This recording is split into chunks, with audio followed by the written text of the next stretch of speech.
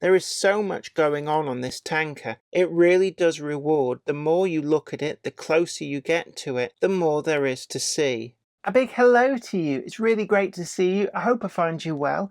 The weather continues to be really quite hot, which is one of the reasons that I haven't really done a lot of project work up here, and I've kind of majored on getting through my pile of items to review. And actually, we're not being disappointed. There's been some really great models coming through onto the market, and we've often been spoilt for choice. And one of the things which could have otherwise slipped in under the radar is the 12-ton tank wagon reappearing from Oxford Rail in a new livery. This is the Shell BP livery, and if you remember, we did review the Fison's liveried version of this wagon when that came out.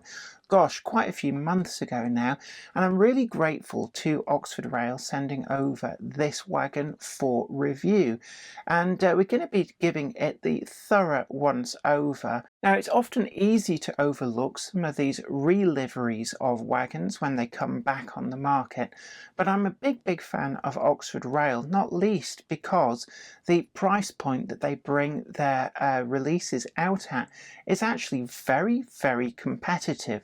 And I know a lot of you are on very tight budgets, aren't we all in these times? So Oxford Rail is a really great port of call to get great value for money items, and today we're going to have a close look at the newest release from them.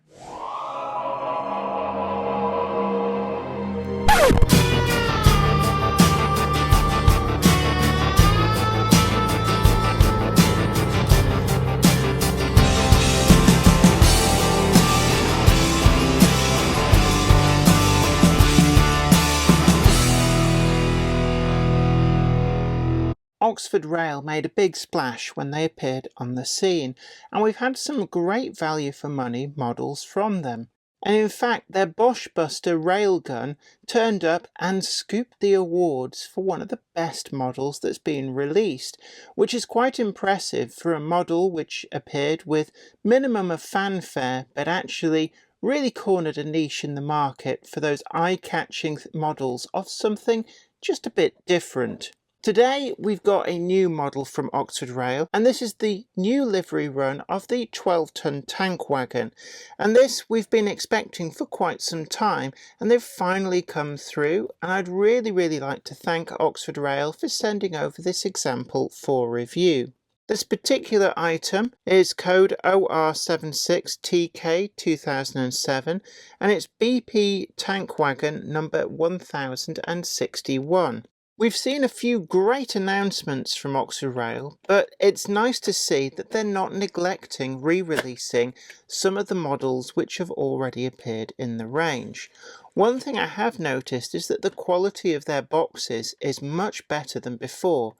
Previous releases were just a kind of plain card, which crinkled very easily and didn't seem to have as much strength. And I really like the fact that we've now come back with this kind of shiny finish card that really ups the stakes on a quality feel for this product. Taking it out of the box, it's standard packaging, but this is the wagon that there was a lot of debate online about as to whether it was going to come with the Shell livery or the BP livery. And actually, this wagon comes with both because it dates from a period where Shell and BP joined forces for marketing purposes, so it was not unusual to have wagons that advertised both companies. Taking it out of the packaging is really easy, and actually we've got some really nice additions quite subtly in the packaging just to stop the rubbing of this actually really nice shiny almost metallic finish that Oxford Rail have brought out on this wagon. The tank wagon barrel is finished in this slightly metallic silver, and it does have a kind of sparkly texture within the paint.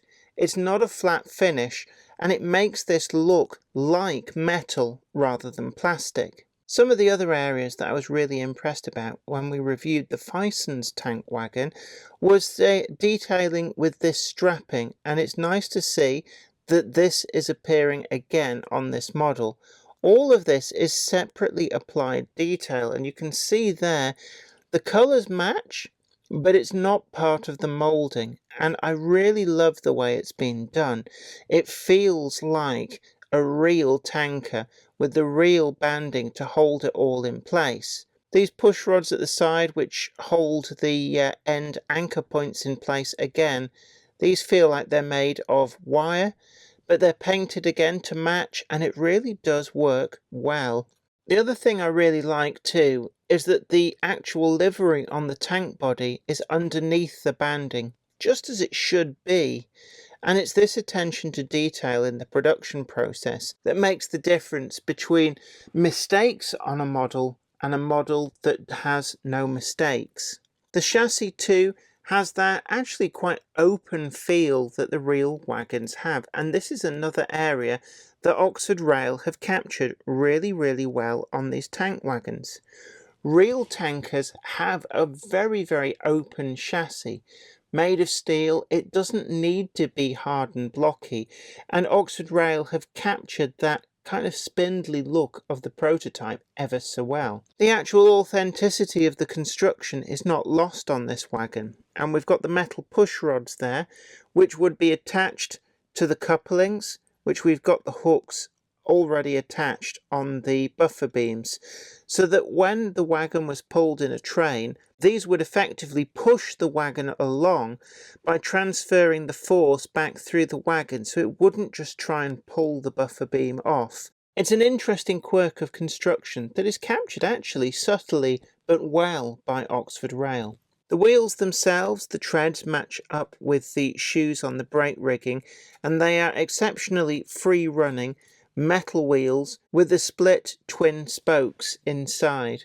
Buffers on this wagon, I'm pleased to report, feel like they're turned metal. They're not sprung, but you know my stance on sprung buffers, but they are well in place, and it's nice to see that Oxford Rail have taken on board some of the issues with earlier releases of their wagons, where the buffer heads were not perhaps glued in as well as they should have been, and that's all been resolved with this release. The rest of the livery application is really nice and sharp.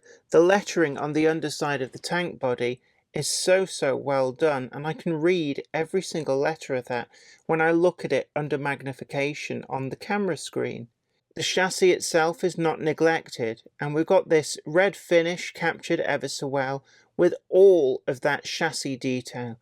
I can read 1, 2, 3, 4 different chassis plates plus additional lettering. There is so much going on this tanker. It really does reward. The more you look at it, the closer you get to it, the more there is to see.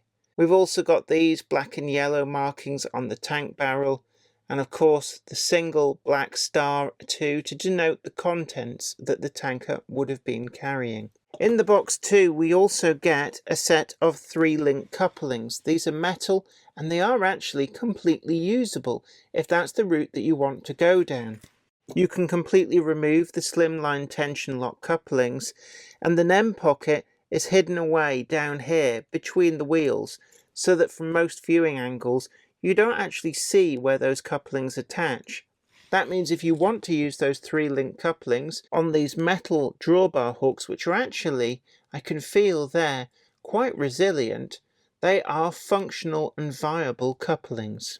The tank filler dome as well, nicely captured, and we've got the separately applied detail on there, which if I hold that up to the light, you can just about see that we've got air gaps where it's needed underneath. This is actually a subtle yet exquisite moulding. All in all, this comes together to be a really stellar release from Oxford Rail. This 12-ton tank wagon is turning into the bread and butter of their range, but with the number of livery options that this can be turned out in, it really is going to be the wagon that keeps on giving. It runs on wear yard exceptionally well, as you would expect from these free-running metal wheels, and I had no problems with it within the consist of a train. It handled all the point work, the twists, the turns, and even down to radius 1 curves without even breaking a sweat. All in all, I'm really impressed with this wagon, and it really is a lovely addition to the Oxford Rail fleet. So we turn now to the scores. First up is build quality, and actually there's not really a great deal to note about this. It is remarkably well put together, and I have to say that I'm really pleased that Oxford Rail have addressed the issues which were flagged with some of their earlier releases with the loose buffer heads. We've got no such problems on this. The only area where I have to say that I have some small reservations is that web that attaches the coupling itself back to the NEM pocket. It does mean that if you want to fit KDs or some other coupling that requires the triangular shaped pocket, you might actually need to do a little bit of work to make that fit.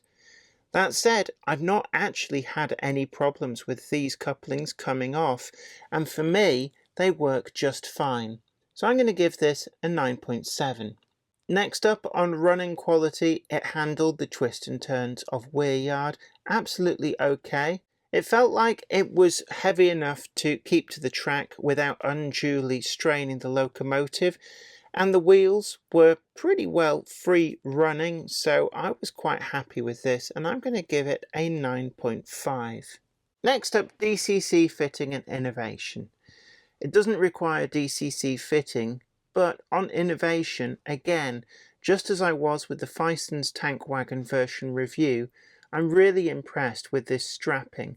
This for me is very much one of the highlights of this wagon. And as you can see there, the finish itself goes underneath these straps. They are separately applied, and whatever material that they've used for them, it really does look just like the steel bands that would have been on the original. I also really like this spindly chassis, capturing the look and feel of the prototype oh so well. So I'm going to give this a 9 out of 10. On accuracy and quality of finish, there really isn't anything to detract from this.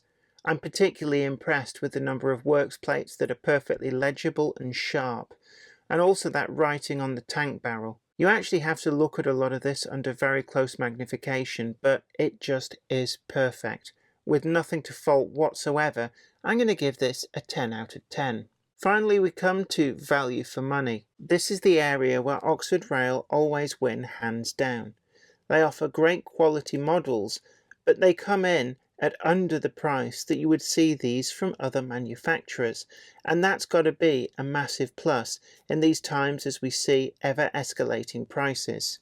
I could find these wagons listed for just a shade under the £20 mark, which is really good for a very high quality wagon such as this, with such an exceptional printing finish. So I've got no hesitation in giving this a 9.8. And that gives us an overall score of a very credible 48. This tank wagon from Oxford Rail really does rule the roost. I'm very impressed with what I've seen here, and this really is a wagon that I can see as we go forward in the future is going to be one of the sterling performers of the Oxford Rail range. I'd like to extend a big thank you to Oxford Rail for sending this wagon over for review. Well, I hope you really enjoyed that video and found it informative, and we've got an affiliate link in the description down below that takes you over to Rails of Sheffield, where you can find this wagon as well as the rest of the Oxford Rail range. And don't forget as well that in our online shop you can get all sorts of Jenny merchandise, and we've got everything from hoodies to t-shirts to mugs, books, and also we've got that Jenny Monday Club wagon from Curascale that's also available to buy through our partners over at Rails of Sheffield. But until next time, this is me, Jenny Kirk, saying don't forget to like, share and subscribe, and take great care of yourself. That's the most important one. And I look forward to seeing you again next time. You take care, happy modelling, bye for now. I'd like to send out a huge thanks to everybody who supports me on Patreon, and an extra special huge thanks goes out to Anthony Kidson, Offshore Allen, oorail.co.uk, Michael Lockie, Helen Sink, Peter Bolton, Brian and Dorothy Mudd, Gary Lewis, David Quinn, Sparky107107, George Botterini, Chris Moss, Robert Steers, MD of San Juan Model Company and Grantline Products, Sam Yates, Dale Williams, John N from NC, NYMRish, Jonathan Foster, Peter, Graham Foster, Clifford Ison, Larry W. Grant, and NI Railways 4000 class. Thank you. Without you guys, I couldn't do this.